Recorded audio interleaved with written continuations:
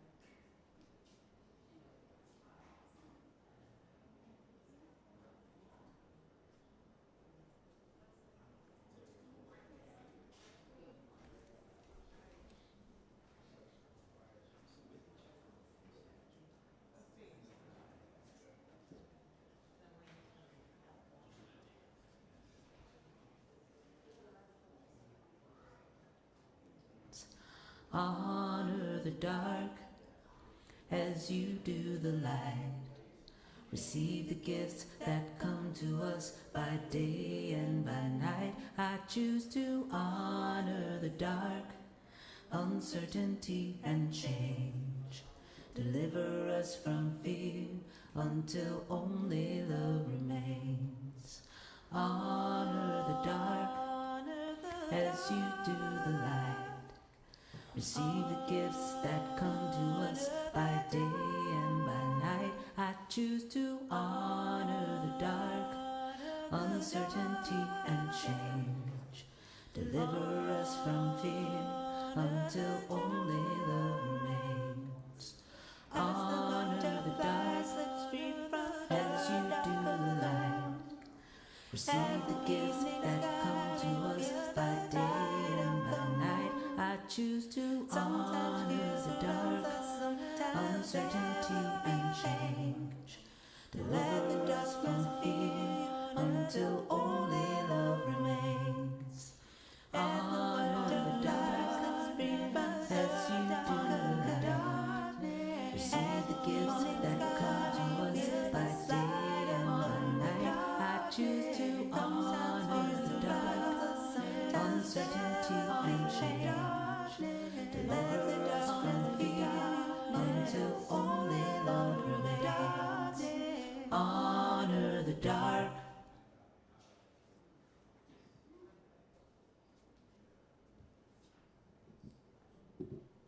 I hope you appreciated that. I discovered that through the magic of YouTube's algorithm, and as I was putting this program together, YouTube thought I might appreciate that, and I certainly did, because what she just sang, it's Leah Morris, and what she's saying was, deliver us from fear until only love remains, and I thought that was a perfect way to begin today's service. Welcome. I'm Steve Workman, and I'm pleased to be co-leading the service today with Janet Mason. I want to thank our music director, Nate Berge, who is leading the choir today, Mike Foy, who's running our AV tech, Elizabeth Ann Terry, our Director of Religious Exploration. She will be supporting today's theme of safety and security by helping our young folks to learn about fire prevention and safety during their classroom time together. I'll wait till the bell finishes.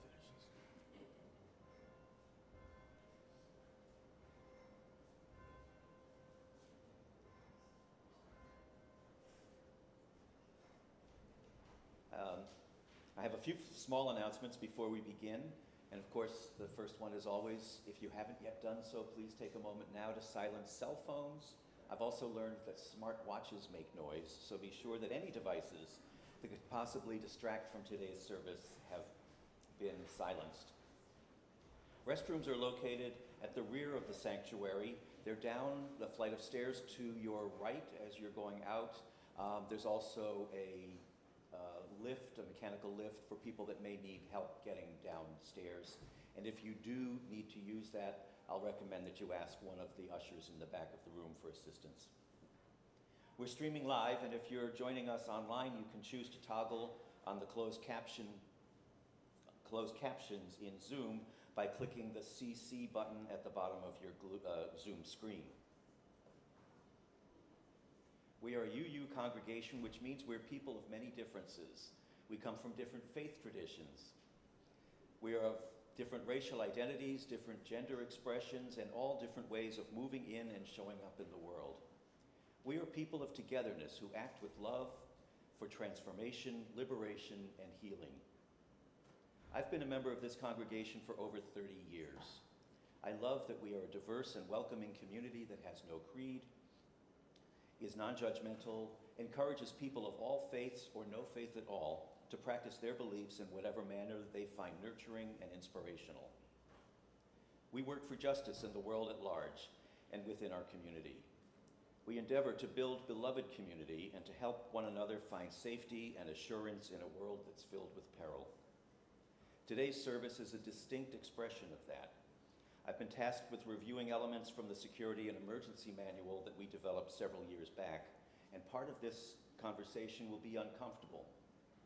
I'm happy to have my co-worship leader, Janet Mason, who is going to lead us through a centering breathing exercise after I've delivered the somewhat difficult news or information. May our earnest intentions be guiding lights as we worship together this morning.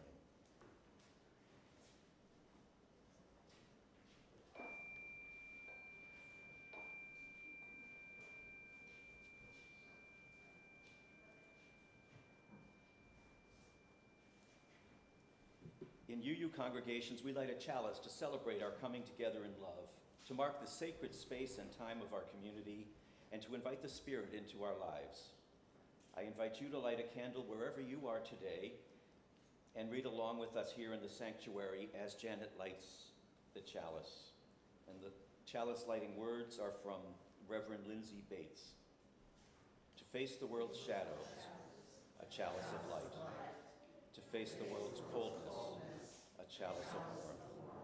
To face the world's terrors, a chalice of courage. To face the world's turmoil, a chalice of peace. May its glow fill our spirits, our hearts, and our lives. Our opening hymn not only aligns with the theme of today's service, it happens to be my favorite hymn in our entire hymnal. It's called May Nothing Evil Cross This Door, and it's number 1 in the gray hymnal. And I invite you to please rise in body or spirit as we sing the hymn together today.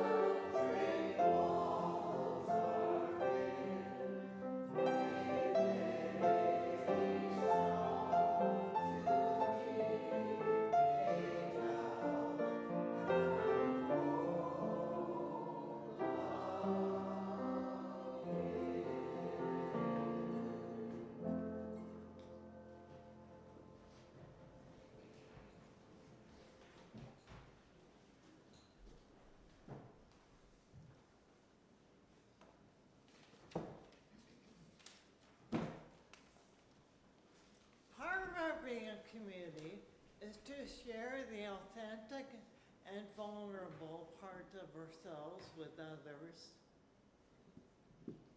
I remember I have to raise this. Can you hear me? That's better. To see and be seen, to know and be known. Thank you. We make space today for that sharing, all of which helps to build this congregation into beloved community. We invite you to share what's going on in your life, to name your feelings and the people on your heart in need of prayer, good energy, best wishes, and other help. We invite you to get into your body and investigate what emotions you're experiencing, to share them as you feel called, so we can help one another hold our joys, our grief, our in-between feelings. We build community by celebrating our good things, mourning our troubles, taking risks, and listening deeply. For our online sharing, we invite you here on Zoom to share what you're feeling this week, and to lift up the names of those about whom you're thinking in the chat. For those in the sanctuary, we ask that you come up one at a time by the side aisle to pick up a stone or stones from the basket. Infuse or charge it with your joy or sorrow, and place it in the bowl of water where the energy will ripple out to all of us. If you look to share something important on your heart, please speak directly into the microphone and be mindful that we are broadcasting to the internet. All are welcome to participate in any of these ways. And for those who have gathered virtually, Steve will add stones on your behalf, and Nate will provide contemplative music to hold these joys and concerns together. The sacred space of deep sharing is open.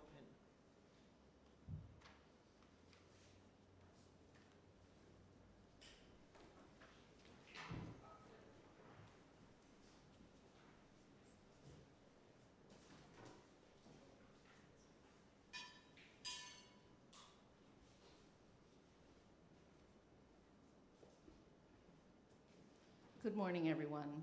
I'm Fern, and on Friday, 3 of us, Kathy and Paul and I, went down to the courtroom for Terry Williams' evidentiary hearing. Everyone, his lawyers, our folks, and many others were, along with Terry, very hopeful that this could finally be the time when his case could be reopened. And Terry had to drive in the van, from Phoenixville all the way downtown. They deposit the prisoner then in a cell in the basement. So he got there around 10. And finally at 10:30, we were told that, the judge was unable to come in. And I just was so upset for Terry. This has been years and years of this kind of action. And of course, we couldn't see him. His lawyers told us that he would be very disappointed. They knew how devastated this would affect, a message that they had to deliver. And despite their feeling very optimistic about the future for the case, it was rescheduled for June 3rd. So I just had this wish that we could shower him with messages of hope and love, just greetings, so he knows that it isn't just a few of us. So I will have paper down in coffee hour, and you are most welcome to just take a sheet and write a little greeting. My plan is to not put these all in the mail at the same time. Day by day, I will put one of the letters into the mail so that they can gradually come to him and hopefully continue to sustain him through what I feel is probably going to be a week or two. He's a strong man. He has accomplished so much, but this must be a pretty dark time. So I welcome your involvement in this. Thank you.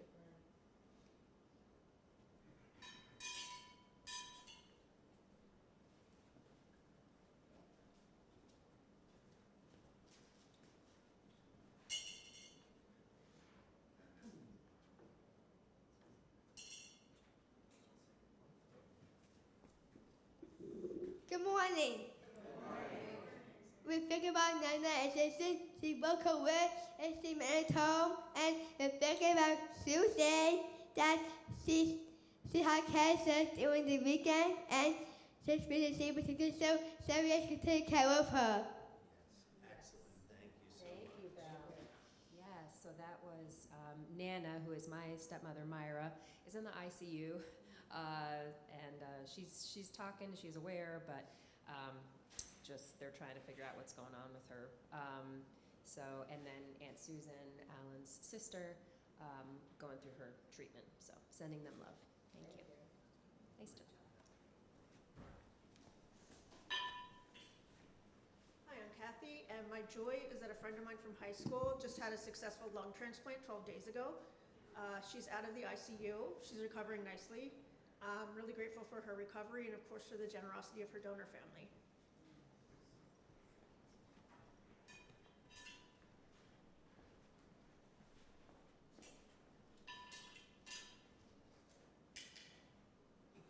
Bernadette, first I'm grateful that I got to go to Columcille yesterday for a healing session out in nature. And I'd like to honor those of us in this room, in this community, in this country and worldwide that have the courage to show up, speak their truth, and support not only this country, but the people of this country.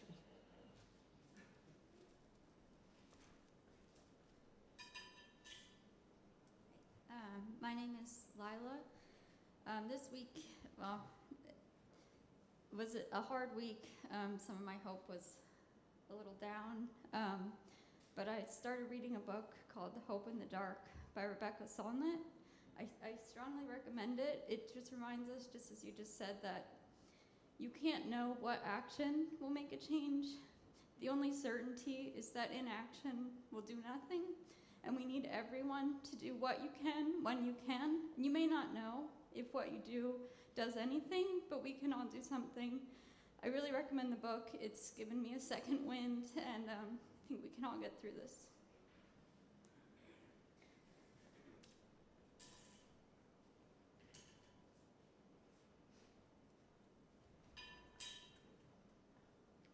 Hi, I'm Sandy. I wasn't able to be here last week because water was coming up into my sinks.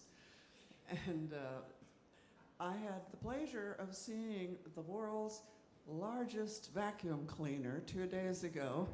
It was about this high. And they swept up that water out of the drains. And it isn't a permanent solution, but they are redoing the building I live in, and they will be replacing the entire drainage system. And in the meantime, we just hope that this stays put, because I'm not the only one who suffers from this. And it is not, I'm just very happy that they were able to do that so I could come back to church. Otherwise, I would have had to stay home and kept looking at my sink, not sleeping at night. And this was a great help for me.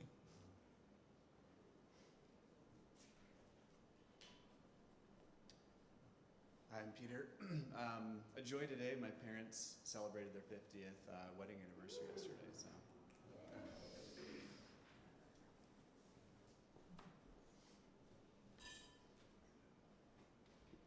Hello, my name is Annie, and I'd like to send out love to Gary Sobolo.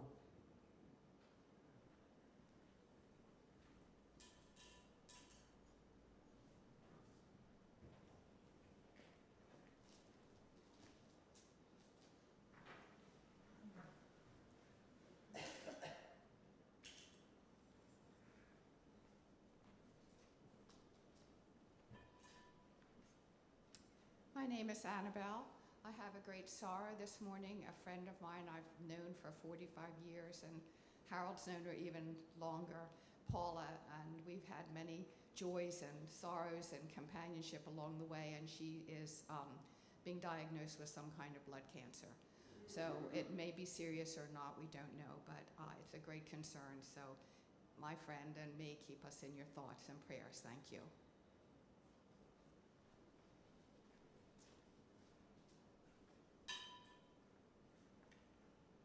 Good morning. My name is Tim, and I have a joy.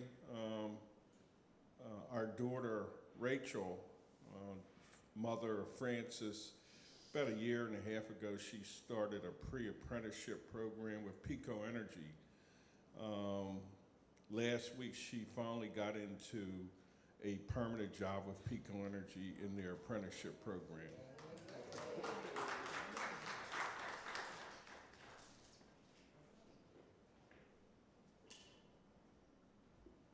I put a stone in and a prayer for our democracy.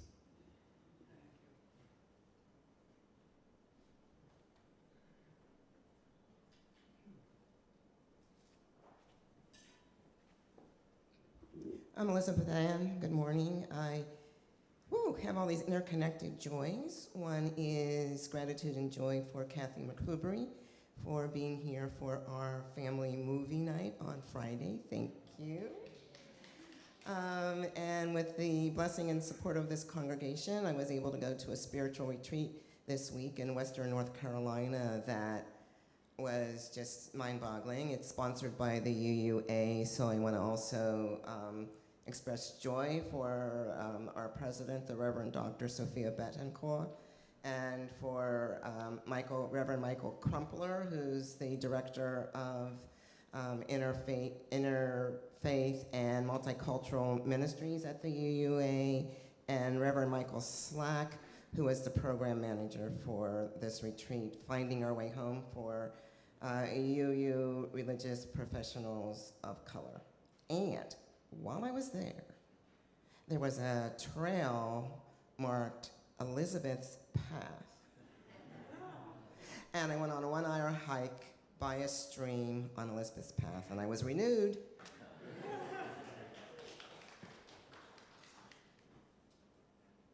Steve, would you please add a final stone for all those joys and sorrows not shared out loud, but held in sacred quiet of our hearts? Thank you. Now, let's welcome Elizabeth Ann Terry, Director of Religious Exploration, who has a road named for her. I want Elizabeth Ann to come up. I mentioned in the introduction today that she is going to be presenting her story after she takes the children to their classroom time.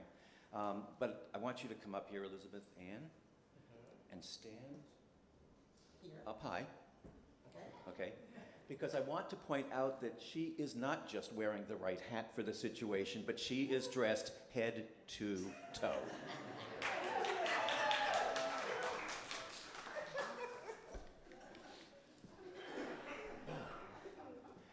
And do we have the words to sing the children and Elizabeth Ann and Jill out? As you leave this place, know that you are alone. Know that you are not alone. Know that you are loved. As you leave this place, know that you belong. Know that you are not alone. Know that you are loved.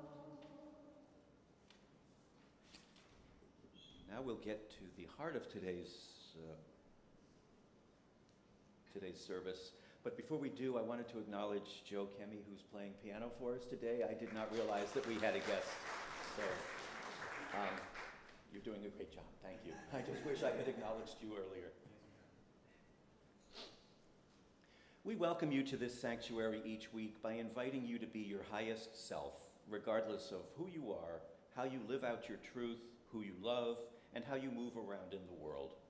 Our fervent hope is also that for this sanctuary to be a place where you will know that you are as safe and secure as possible within a society that doesn't always prioritize safety or security. Today's service follows an initiative we undertook as a congregation 10 years ago to enhance our collective safety and security. This was suggested by former ministers Joe Green and Maria McCabe. It utilizes resources from the UUA, from the Church Mutual Insurance Company, that's the company that insures us. It also from the First UU Church of Wilmington, Delaware, and the UU Church of Bloomington, Indiana. Several members of this congregation leveraged those resources to create a security and emergency manual specifically designed for emergency preparedness. And you've seen this, I hope. There are copies around the church, around Hale Hall. They're downstairs in the fellowship room. They're also online, and I will explain later in the service how to access that manual so you can make yourselves as familiar as possible with it. The manual was authored by Harold Grota, Sandy Fulton, Jane Hain, Larry Hain, Mike Foy, Chris Kenty, Tim Steyer, and me. Two now retired FBI agents with expertise in mass casualty events, Peter Ahern, my childhood best friend, and Catherine Schweit, reviewed our manual and provided several recommendations that we have incorporated. The manual covers a range of potential situations that you see identified on the screen. I'll cover two of these in today's service, and those are response to an active shooter emergency, and then also our policies and guidelines for child protection. I was asked to present today's service partially based upon my 20 years of experience as a Montgomery County firefighter. Most people are unaware that fighting fires is just one aspect in a broad array of emergencies that firefighters are trained to handle. In addition to structure fires, as a first responder, I dealt with vehicle rescues, flooding, building collapses, downed power lines, elevator rescues, carbon monoxide and natural gas leaks, hazmat spills, train wrecks, both the literal and the figurative kind. And yes, I once even, and only once, rescued that proverbial cat from the top of a tree. In early 2015, my crew and I began 9 months of weekly proactive training sessions with law enforcement and emergency management teams to be prepared in case the visit of Pope Francis to Philadelphia would provoke a mass casualty event. Although no threat had been identified, the significance of the event and the anticipated crowd sizes mandated a region-wide preparation effort. As I said, there was no known threat, but we wanted to be prepared. And along those lines, I want to emphasize that there's no threat against us here that we know of, no obvious threat. But the point is, should an emergency occur in this sanctuary, that would not be the time to develop a plan of action. The time to prepare for that emergency is now. Therefore, I raise a question that ought to be unthinkable and it ought to be unmentionable in a place like this. How would you respond to an armed intruder here? There's no perfect answer to that question. Each situation is unique, and there's no one-size-fits-all remedy. But some general guidelines will mitigate the worst outcomes in a clear majority of situations. I'm going to explain what those are now. Experts agree that the most effective thing that you can do is run, to remove yourself from the situation, from harm's way.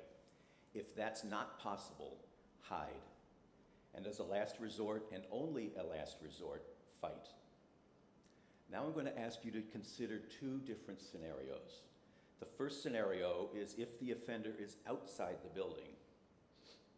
In that scenario, what we would do as members here, as people reacting in here, is to secure all of the entryways.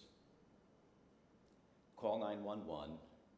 We would remain inside, away from windows. We would turn off lights, silence cell phones,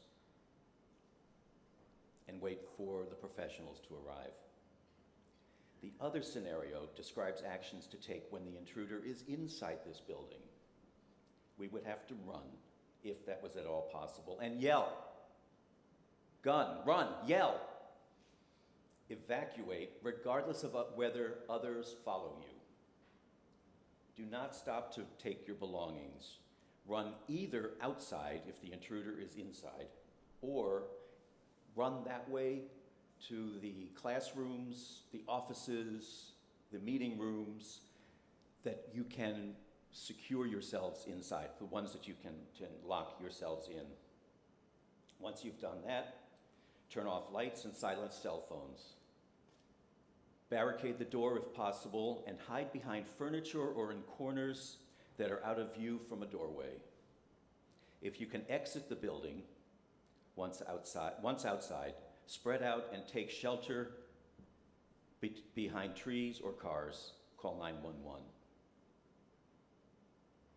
If running is not an option, become horizontal in a pew or on the floor, someplace where you can be as invisible as possible. Try not to become trapped. And as a last resort, and only if your life is in immediate danger, fight. So to recap, run if you can, hide if you cannot run, fight if there is absolutely no alternative. I'm going to pause just for a moment. We should all take a deep breath.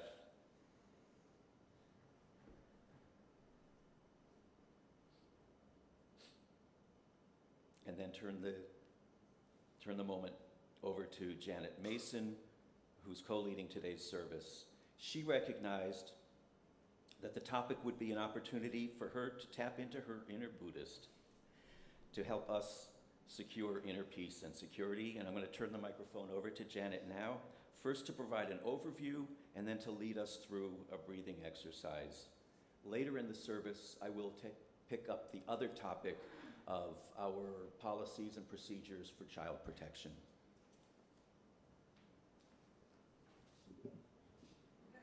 Thank you, Steve, and many thanks for updating us on the procedure.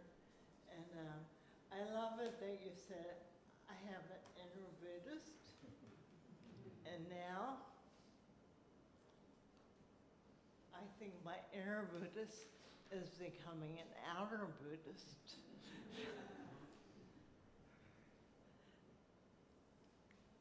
Never doubt that a small group of thoughtful, committed citizens can change the world.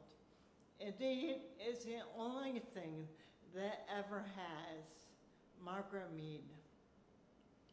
Thinking about the topic of this service that I'm doing with Steve, security, inner and outer, forced me to do some serious self-reflection.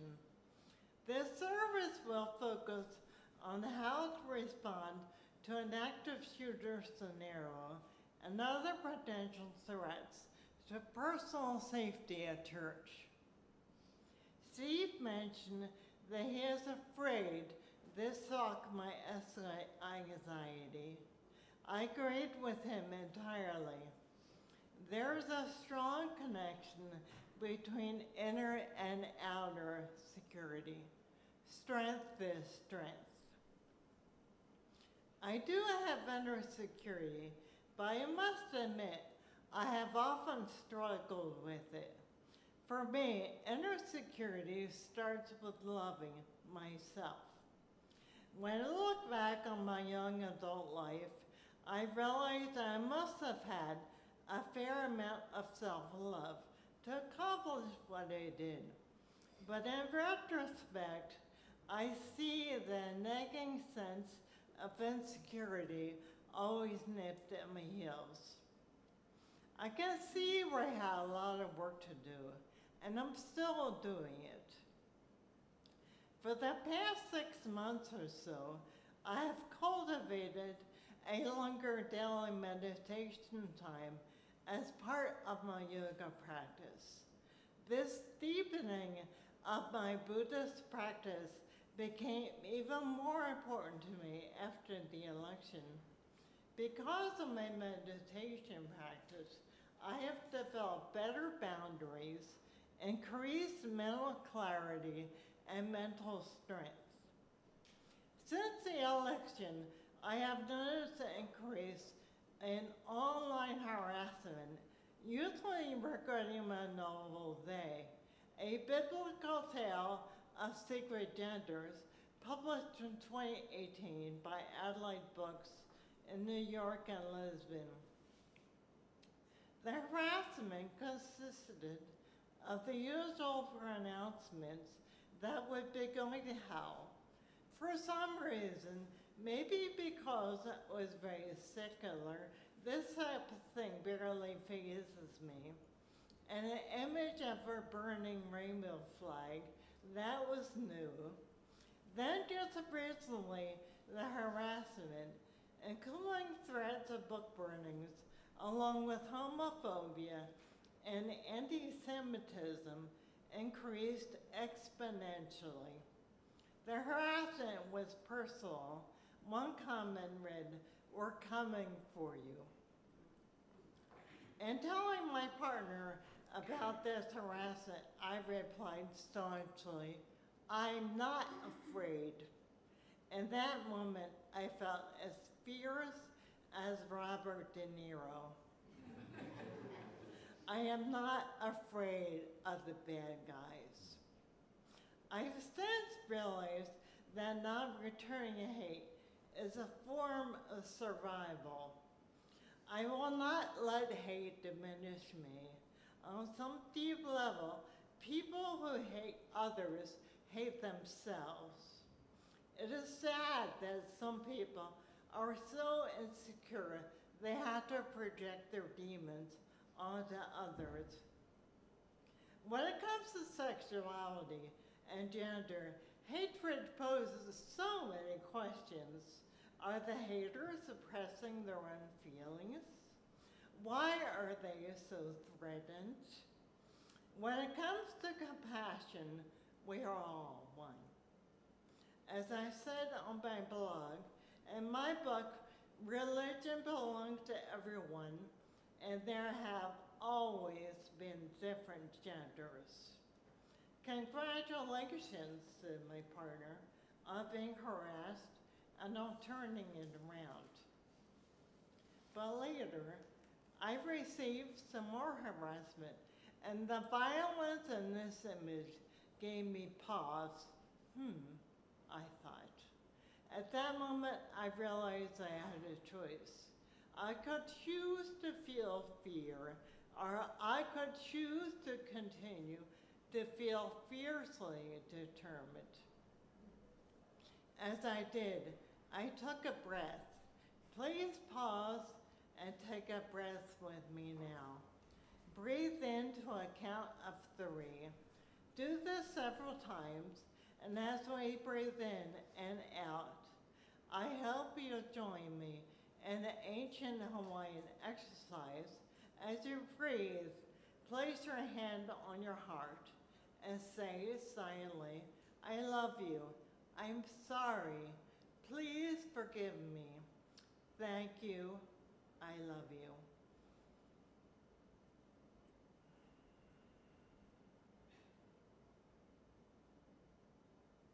I love you. I'm sorry. Please forgive me. Thank you. I love you.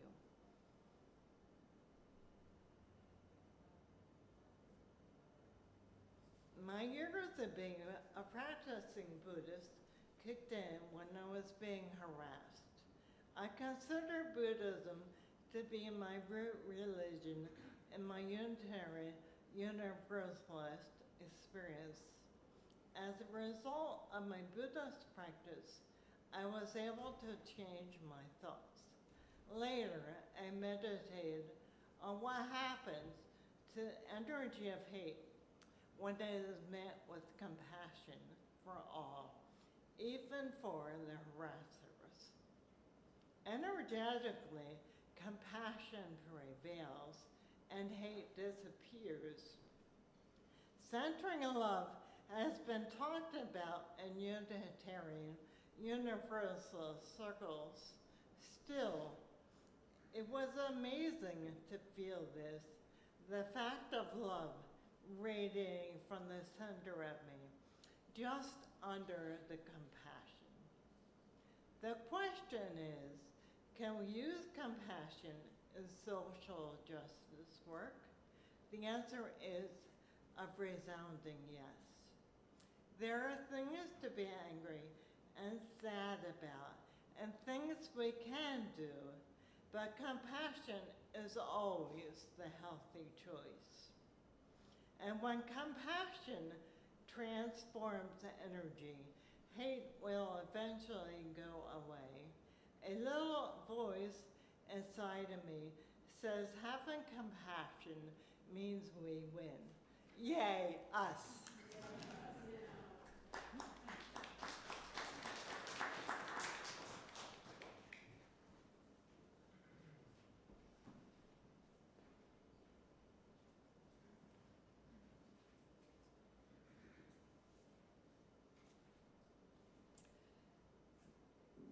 We decided that asking our worship leaders to conduct the offertory was just too incongruous, and that we would try asking, have a different speaker when it came to the offertory. So now is the time when we collect our offering of financial resources for the good of this community. We know there are many ways to give back to this congregation, and we encourage you to find a way that works for you. For giving of financial support, your money or checks put in the plate for today will be used to fund everyday operation of this congregation.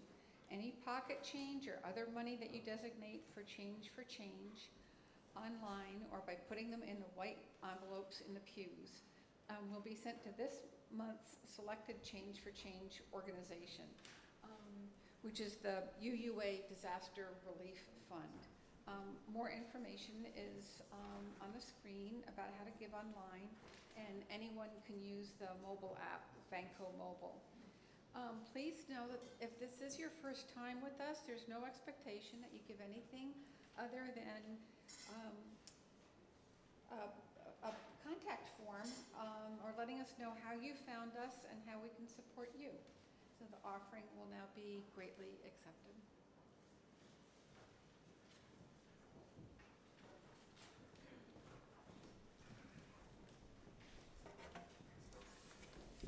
And we've got a beautiful piece of soothing music. It's actually a lullaby from the perspective of loving parents who are putting their children to bed and wanting to assure those children that they're going to be safe and sound.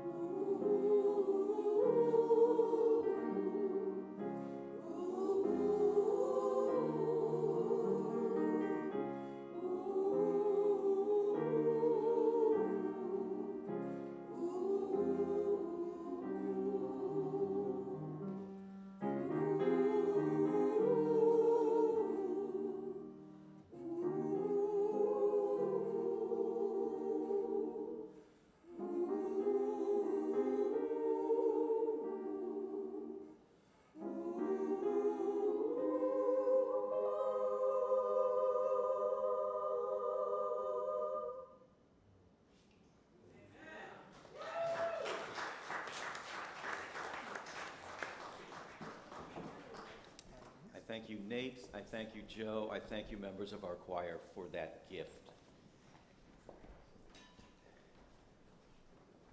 And that gift is an appropriate prelude to how I'm going to be wrapping up the talk today about our safety and security.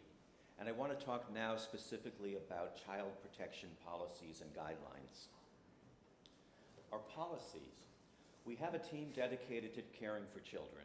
Elizabeth Ann Terry is our Director of Religious Exploration, and she's assisted by Jill Sutherland and Lena White. I don't think Lena was here today, but the three of them really form the basis of the team that provides care for our young ones.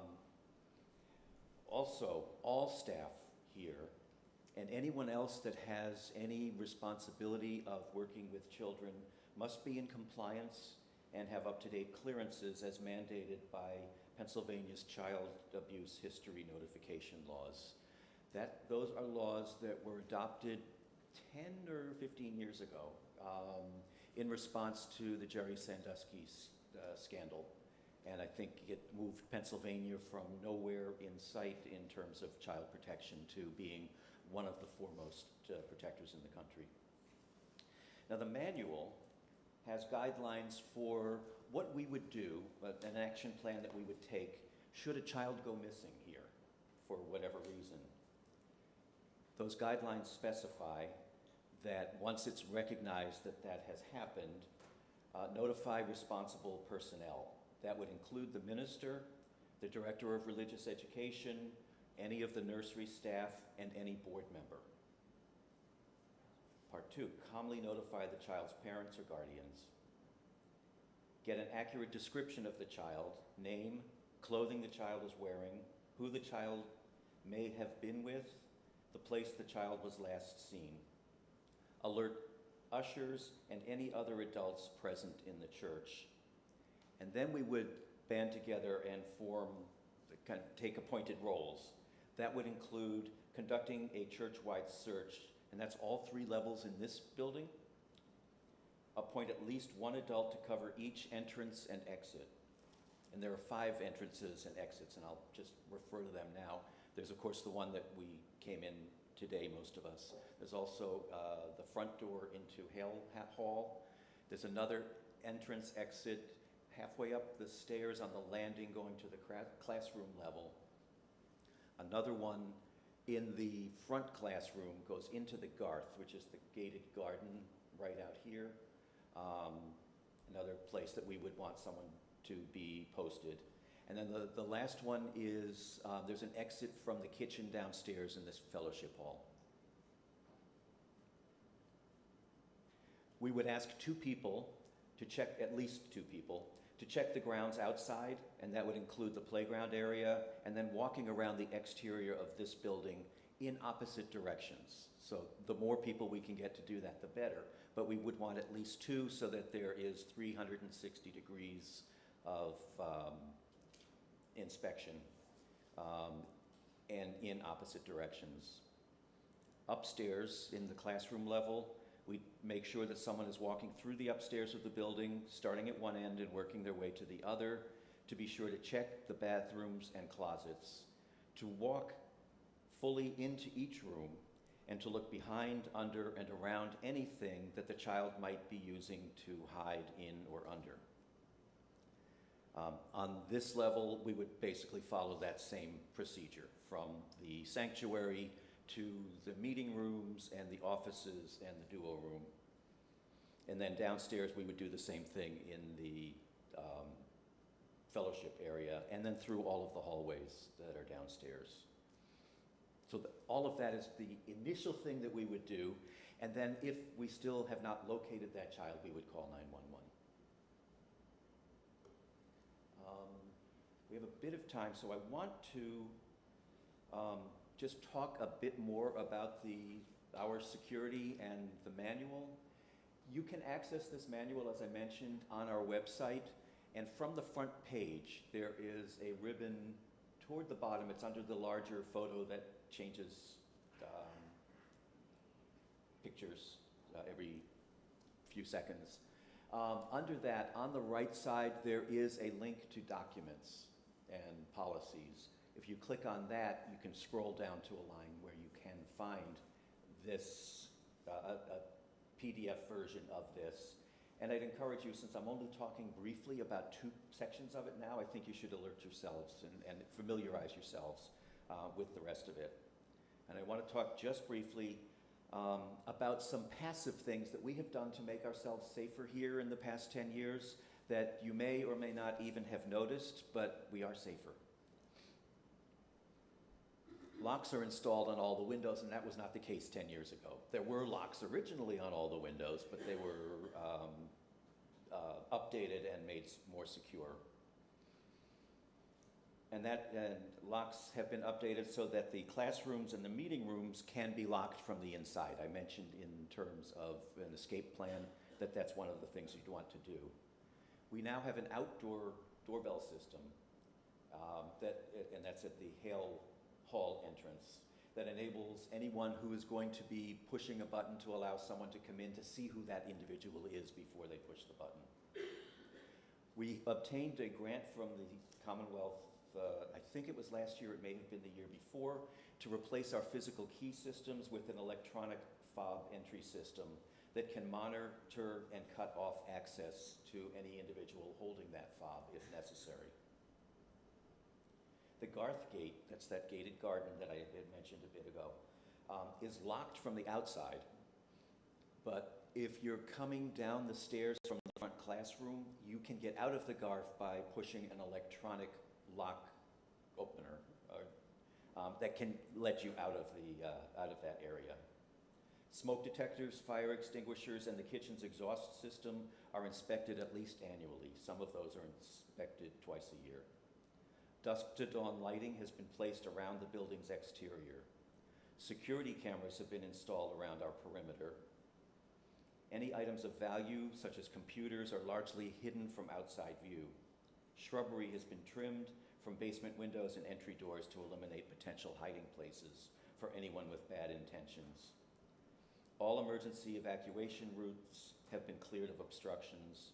And you'll notice in the security manual that names and phone numbers of key leaders and people to call are posted in the front of that manual, so you can grab a physical copy of the manual or get your electronic copy to find out who to contact for any number of specific emergencies. So I wanted to make you aware that we have done a lot, but there's never enough that we can do to maintain safety and security, and it's the responsibility of all of us to make ourselves as familiar with plans of action as we can. And that would conclude today's service, except that I now want to invite some representatives. Today's the day we kick off our stewardship drive, and I've got, we're going to have a brief announcement, and then we'll we'll extinguish the chalice and have some closing music.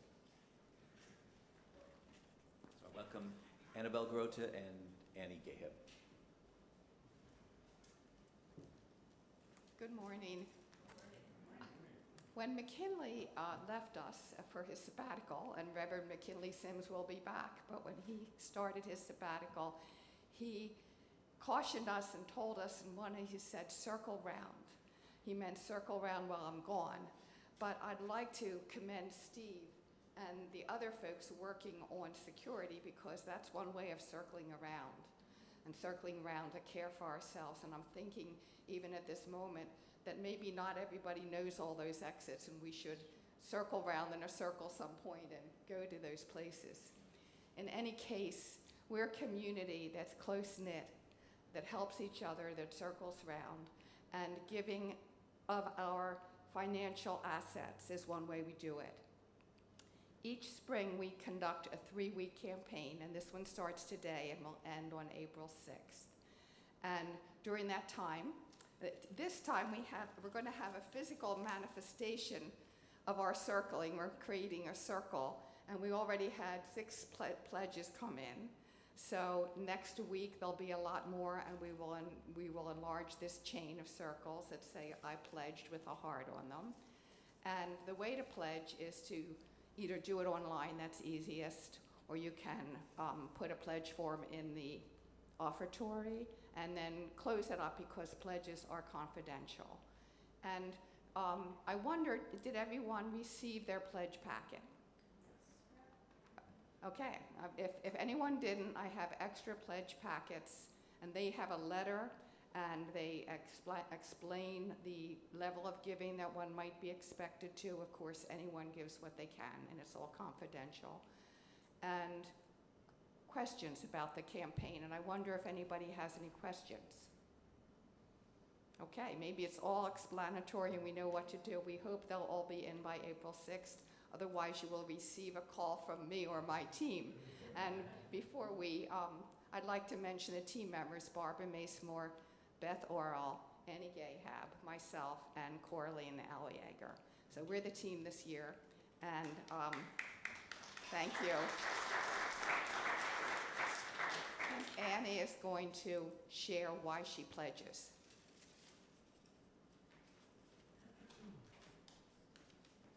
Hello, everybody. Basically, why do I pledge also goes along with why do I appreciate this congregation so much. I enjoy our community and all that we do. I pledge for the friendships I have here, which help to give meaning to my life. I have a place I can come to give support and get it too. I like our social justice work, all it supports and brings to us, relationships with each other that advocate for our social justice work. We are truly a welcoming congregation. I pledge for the Black Lives Matter vigil that I do on Thursday nights. It means a lot to stand out in all kinds of weather to advocate for Black Lives Matter. We then come inside to light candles for justice, kindness, and caring. We share what is going on in the world. Vigil keepers, I admire you. I love the music which we all create, and I am proud to be a part of it. I am glad to finally sing with children in RE when I can. I greatly enjoy reading and discussing the books that we read. The discussions challenge me to think about many issues that are important to me. There are so many reasons to pledge. I feel safe here, and that is important. I admire the passion that the people here show for so many issues and for each of us. Most of all, we believe in kindness and spreading love. And I'm going to sing a little something for you.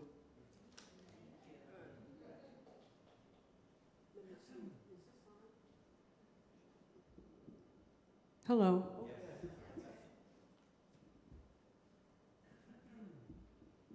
Because this is one of the reasons that I so appreciate this church, and I mean this congregation.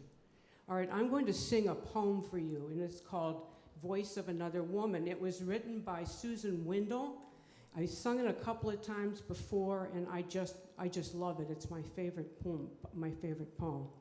Let me get a start note here. Do not muffle, do not cloud, speak with your full voice, which is luminous, and please in mid-sentence, do not cover yourself with that veil. I want an end to shame. I want an end to shame. I want clarity, mine and yours. They said your brilliance would hurt. Do not believe them. They said that light in your hands is stolen. Do not duck away like a thief. Take the reins of the chariot and shake loose what you hold back. Take the reins of the chariot and shake loose what you hold back. Take the reins and shine on me. Take the reins and shine on me. Take the reins and shine on me. Shine on me. Shine on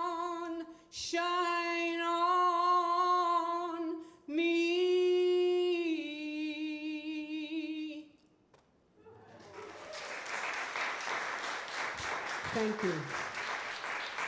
Thank you for being there.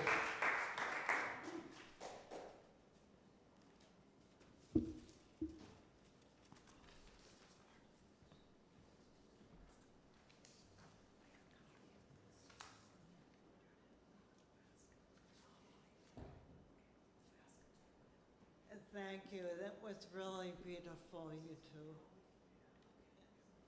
And thanks for updating us on the pledge drive. We're going to end by Steve is going to extinguish the chalice.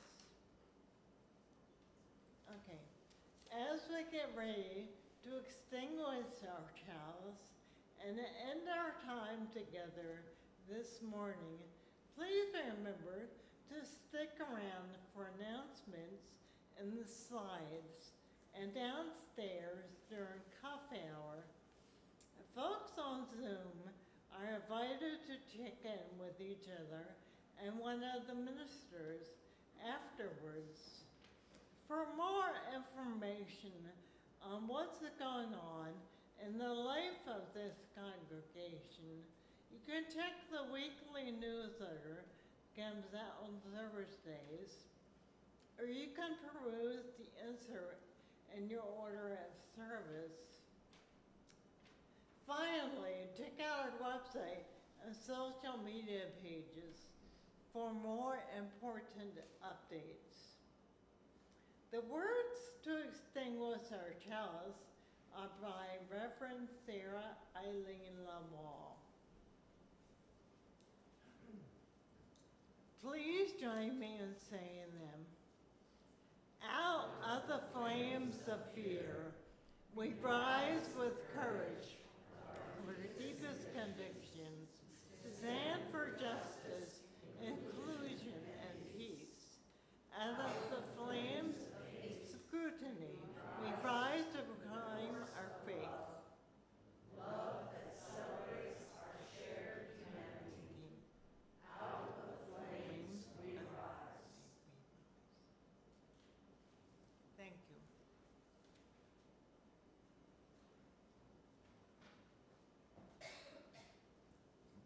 And our closing music is the theme to this year's pledge drive that Annabelle mentioned, Circle Round. It's being presented on screen.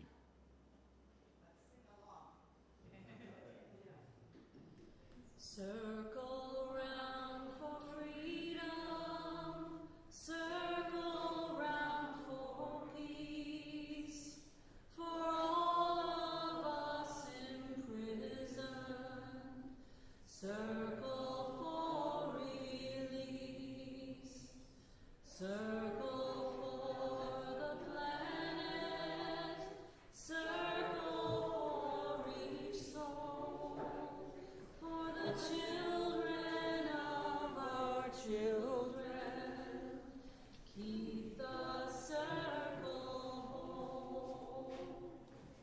Circle round for freedom, circle round for peace, for all of us in prison, circle for release, circle for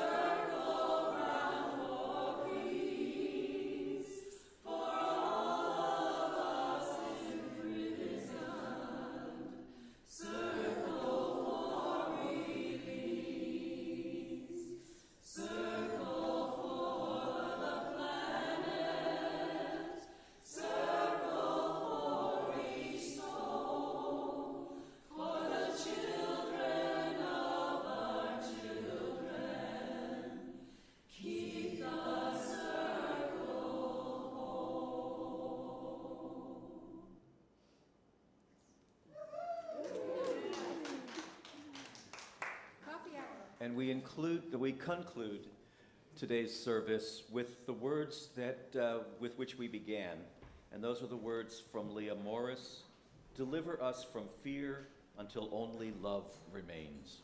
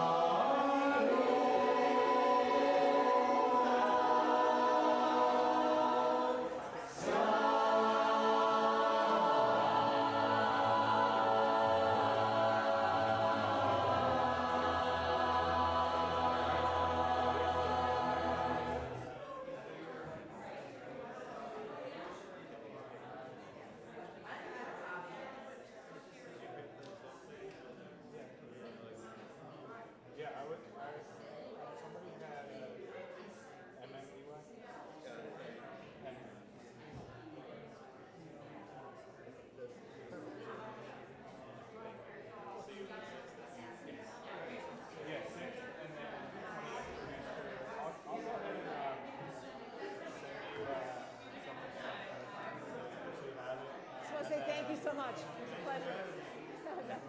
Lovely job. Thank you. You did pretty well. I screwed up a few little times. Well, truthfully though, I felt like that was actually our best run. Oh, you one did? Yeah, I really did. I thought that, like, the energy was really good. Okay. And that's the thing, when there's like parts and the piano, a couple missed notes, if the energy's there and the intention, it came across, I think, really, really well. Okay, So, good. yeah, that was fun. Great. Jane, should I give you my copy? You know what, I want to erase my marks before I give you mine.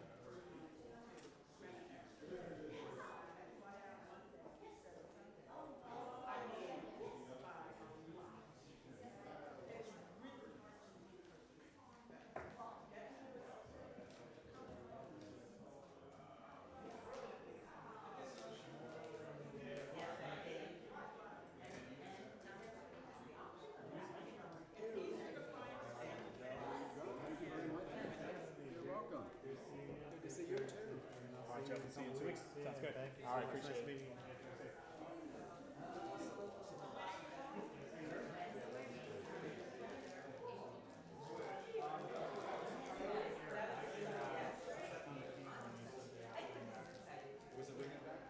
I heard it. I heard something very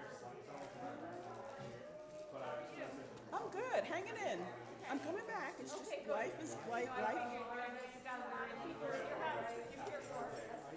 That wasn't my plan. Now I have a 6-year-old. My grandson's son. I mean, he's there too, but I'm, helping out because he's working. I don't know, 500? No. 6 or 7, yeah, it does. Do you remember that parable about they told the story here a couple times about the man who, he and his wife are very poor and they live in a house and it's very small and he's complaining and then the rabbi says, well, get a goat and bring it into your house. And he's telling him to bring the other animals and then finally when they leave, they're like, oh, we have all this room. It's yes. It's a little insane, but it's all right. It's okay. It's like I was telling people, right? This was not my plan. Sometimes it's when I retire. I didn't know what my plan was going to be. But it's all right. Sometimes life. So I am coming back to sing because it makes me feel good. Yeah, it's been wonderful. Yeah. Okay, cool. Okay.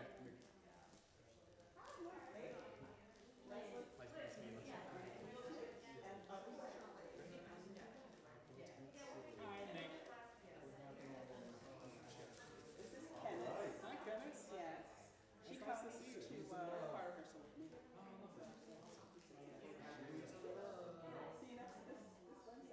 gonna be Thursday this week. Monica, she's gonna be the guest this week, so she had it Thursday.